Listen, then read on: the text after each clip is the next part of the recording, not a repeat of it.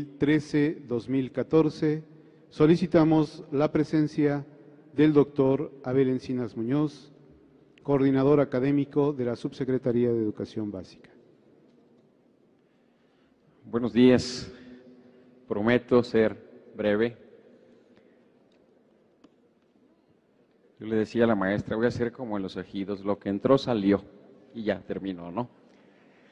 Bien, vamos a informar de manera general el trabajo de seguimiento que hizo el equipo de la Subsecretaría de Educación Básica en coordinación con las autoridades educativas locales durante todo este ciclo escolar. Yo creo que ustedes fueron testigos, muchos de ustedes, de la presencia de nuestros compañeros en algunas escuelas, en algunos consejos técnicos de escuela y en algunos consejos técnicos de zona.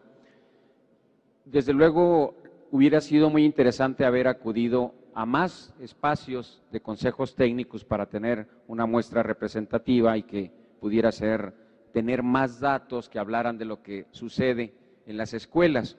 No obstante, debo anticipar que este ejercicio de seguimiento tenía la intención de recuperar lo que sucedía en el trabajo de los consejos técnicos, no lo que se hacía con la guía, sino lo que se hacía más bien en el espacio del consejo técnico, en este diálogo con los maestros. Los resultados son muy interesantes. De manera general les comento que le damos a la tercera, por favor.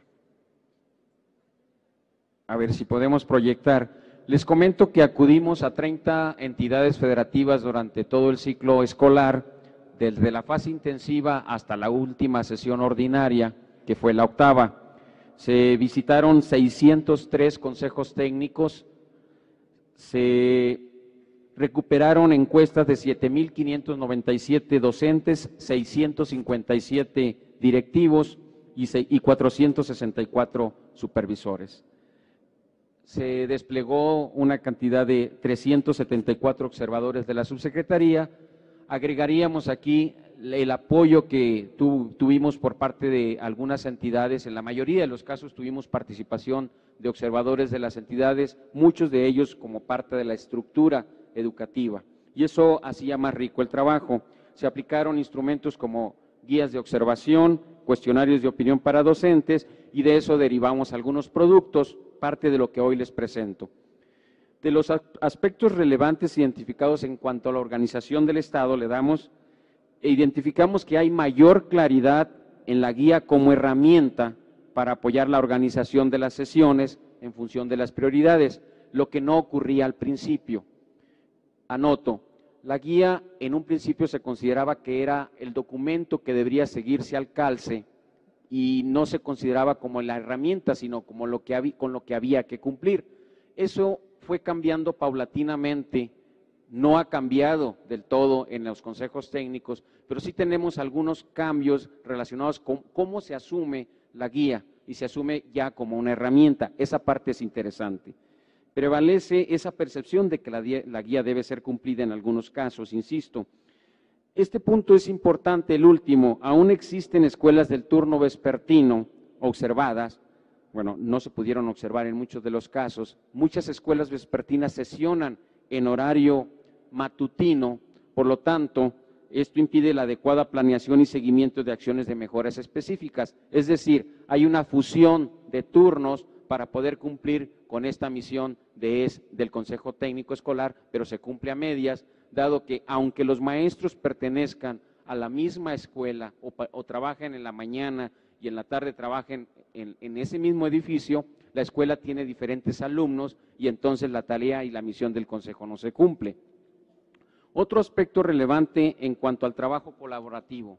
Esto es importante. En la fase intensiva, el trabajo en colectivo y la toma de decisiones conjuntas no eran parte de la actividad regular, eso es normal. El asunto de los consejos técnicos y de las decisiones consensuadas y del trabajo colaborativo es algo que empezamos a reinstalar en algunos casos y en algunos consejos técnicos todavía prevalece un estilo de coordinación en la que el director asume la tarea como una tarea que le corresponde solamente a él y no como una tarea que tiene que ser, digamos, como parte de la responsabilidad de todo el Consejo Técnico. En la fase ordinaria ya identificamos algunos avances, aunque hay participación inconsistente, porque solo algunos opinan como parte del colectivo, es decir, hay algunos maestros que se siguen manteniendo al margen de las tareas del colectivo y solo una parte está asumiendo la tarea de planear o de llevar a cabo las tareas que se delinearon en la planeación inicial. En otro punto, creo que debo destacar que el respeto y la cordialidad es un punto destacable en las actividades de los consejos. En ese punto no podemos decir que no hemos evolucionado como trabajo. Hay un respeto hacia la opinión del otro, hay un ambiente que favorece que se pueda dar el diálogo en aquellos consejos técnicos que se observaron, pero la revisión de avances y compromisos no necesariamente se hace con base en evidencias, es decir, hay pocos maestros que llevan evidencias como para demostrar que lo que están planteando está sujeto a algo que ellos pueden probar ante el Consejo. Pues, no se llevan en muchos de los casos cuadernos, bitácoras, portafolios, evidencias de la evolución en cumplimiento de los compromisos, y creo que en eso debería seguirse trabajando. En el trabajo, en temas priorizados en el Consejo, se destaca que el rasgo de la normalidad mínima, el más atendido, es el dominio del aprendizaje, con mayor énfasis, desde luego, en la lectura, en la escritura y las matemáticas. Ustedes pueden ver en el gráfico que al centro se coloca el dominio del aprendizaje como la actividad, digamos, lo que se atiende con mayor prioridad en los consejos. En segundo lugar, hubo avances en brindar un servicio educativo todos los días, con puntualidad, asistencia de los maestros. Hay menor avance en garantizar que todos los grupos tengan maestro todos los días de clase. En esta recuperación de entrevista con la autoridad educativa, reconoce que esto no depende de las escuelas, desde luego no depende de las escuelas, y tenemos que seguir trabajando en insistir que ese rasgo de la normalidad mínima tiene que ser una tarea de la autoridad educativa local, porque la escuela, ante la falta de un maestro, lo único que puede hacer es hacer los trámites correspondientes a la supervisión, y la supervisión los hace ante la autoridad. En la sexta sesión aparece un punto interesante que no aparecía con mucha frecuencia en el resto de las sesiones, que es el trabajo con los padres. En esta insistencia que se ha hecho a partir del rasgo de la prioridad de convivencia, los consejos técnicos empiezan a tener un trabajo más cercano, al menos así lo dicen los maestros entrevistados en los consejos técnicos observados, que hay más cercanía con el trabajo con los padres de familia, pero no es una constante. Otro aspecto relevante identificado en cuanto al liderazgo: prevalece en estos consejos técnicos observados un estilo democrático, lo cual significa que este liderazgo vertical se presenta con menor frecuencia en los consejos técnicos observados, y eso es importante porque eso propicia un trabajo colaborativo. Lo podemos apreciar más en la primera sesión y en la segunda, y poco a poco como que el liderazgo democrático va reduciéndose hasta poder colocarse, digamos, en un 50% en la opinión de los maestros. En otro de los elementos observados, nos vamos a la lámina que sigue, pasamos esa y le damos a la otra. Aquí hay una lámina muy interesante, la que sigue, sobre la función del supervisor en el consejo técnico. Esto nos implica a los que estamos en este momento sentados en este espacio. Si ustedes observan la lámina que sigue,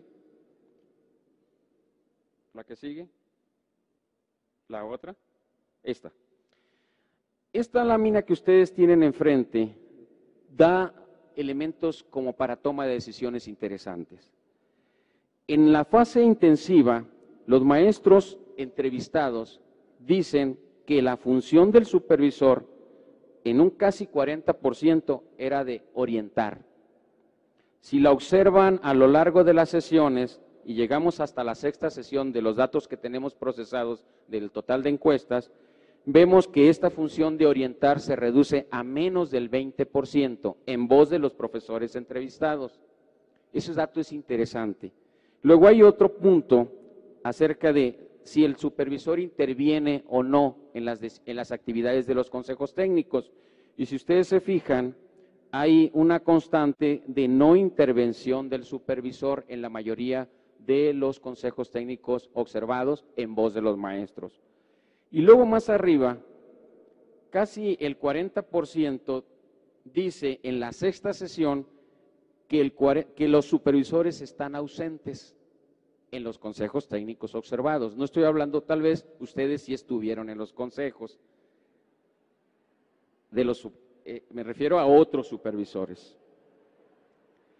Pero si ustedes hacen el comparativo entre lo que sucedió en la sexta sesión y lo que ocurrió en la fase intensiva, a lo mejor porque era novedad, los consejos técnicos, la autoridad está aquí presente, se aprecia una presencia mayor del supervisor en la fase intensiva, a diferencia del resto de las sesiones.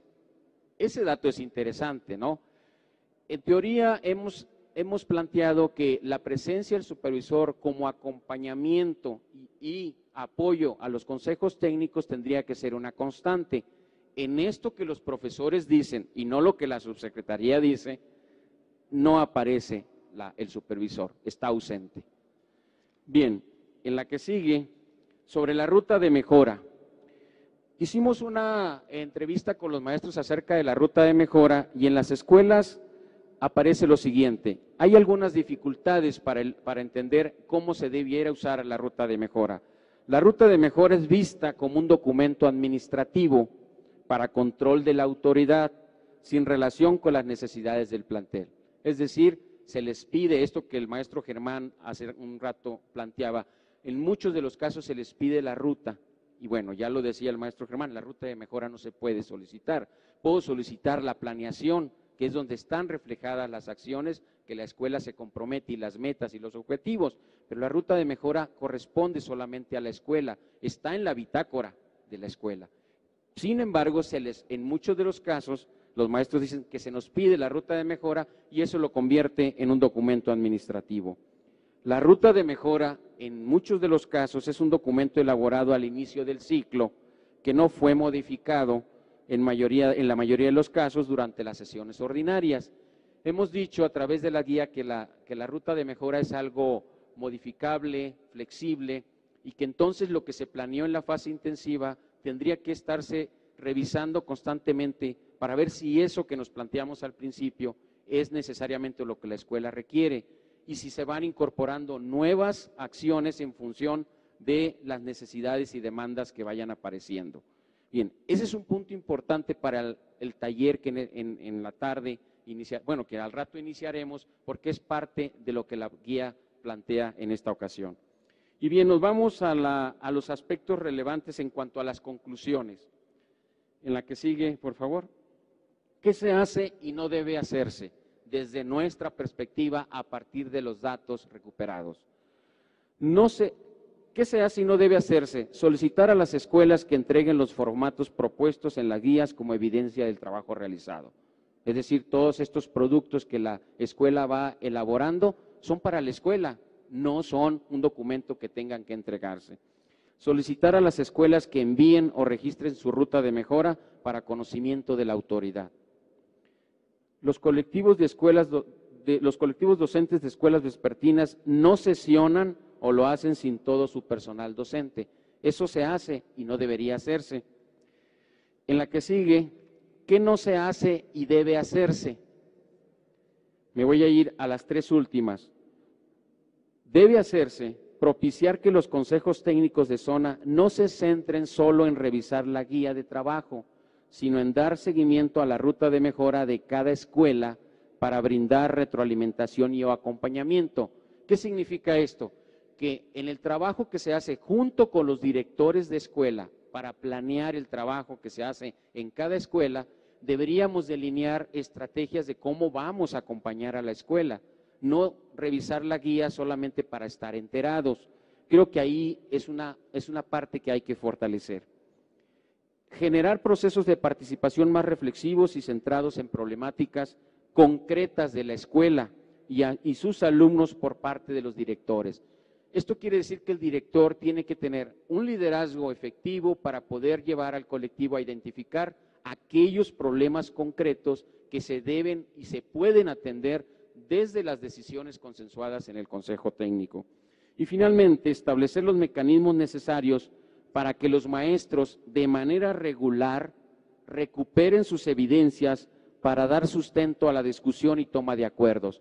Esto significa que hay que usar la bitácora de los acuerdos y luego recordar constantemente a qué nos comprometimos y entonces ver y evaluar si esos compromisos se cumplieron y si no se cumplieron, también replantearnos por qué no se están cumpliendo. A lo mejor nos planteamos metas inalcanzables o establecimos compromisos para salir del paso y entonces no podemos cumplir con aquello que el colectivo decidió. ¿Qué debemos fortalecer? Y con esto cierro mi participación. Creo que todos los que estamos implicados en esta tarea de fortalecer el Consejo Técnico como un espacio de diálogo para la toma de decisiones del colectivo en el marco de esta autonomía que el maestro Germán planteaba, deberíamos garantizar las condiciones suficientes, es decir, organización, información de materiales, para que los consejos técnicos se desarrollen en tiempo y forma. Esto nos obliga a nosotros, como subsecretaría, a tener que tener la guía como herramienta en tiempo y forma en la plataforma para que ustedes la puedan tener y a su vez la puedan trabajar en la entidad. Favorecer ambientes de trabajo colaborativo y de decisiones consensuadas. O sea, el liderazgo que planteaba el maestro Germán, que es vertical y el que también destacaba la maestra Alba, esto de hacer un liderazgo horizontal creo que es necesario. Darle la voz a todos los participantes y que los maestros se sientan parte del colectivo. Garantizar la normalidad mínima escolar como parte del servicio regular y cotidiano que ofrece la escuela. Creo que ahí está el gran reto del trabajo de cada uno de los consejos. Promover y asesorar la implementación de la ruta de mejora como el sistema de gestión de la escuela en función de las prioridades educativas. Fortalecer el apoyo, esto va para todos los que estamos acá, y acompañamiento a los colectivos docentes a través de la supervisión escolar. Hacer válida esta premisa de que la supervisión escolar tiene que estar cercana a la escuela y hacer un trabajo de acompañamiento, de decirle a la escuela dónde están los focos rojos y las prioridades que hay que atender, y donde el liderazgo sea débil, a implementar acciones para que el colectivo realmente tome decisiones consensuadas y no como una tarea para cumplirlo administrativamente.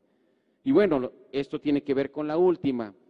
Creo que esas son las tareas que tenemos pendientes para este ciclo escolar y bueno, hacia allá iremos trabajando en el taller y en lo que sigue. Nuestro compromiso es seguir retroalimentando a través de este tipo de seguimiento. Tendremos que hacer un seguimiento más puntual en coordinación con la autoridad educativa local y con el apoyo de todos los supervisores escolares. Muchas gracias.